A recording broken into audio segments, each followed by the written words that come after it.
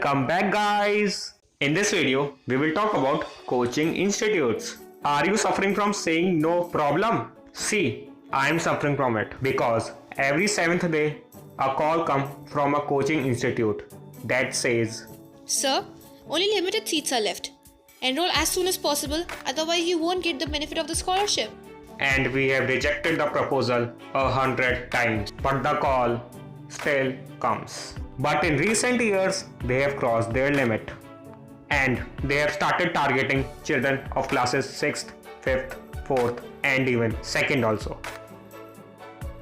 In the age, they have to play and enjoy their life and watch cartoons like Doraemon, they have to study these things. Before coronavirus, a student X of my age who is preparing for IIT has a daily schedule like this. A student X goes to school, ignores lectures of other subjects except science max, finish homework given by coaching institutes in lunchtime and in fact playtime. And then after school goes to home. No, direct coaching institute. Study 3 to 4 hours there and sometimes also have dinner there. Then finally goes to home. After coming to home, student X immediately starts homework given by coaching institutes, ignoring school homework. And at 11 pm or 12 pm, student X finally decides to finish the rest of the coaching homework in school and sleep. This was the life of a common student X who is preparing for IIT before coronavirus.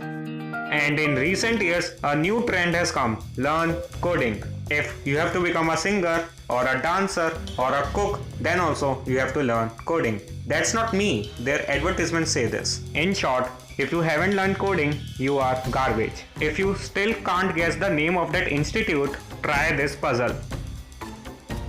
The trend of learning coding in India is created by this institute.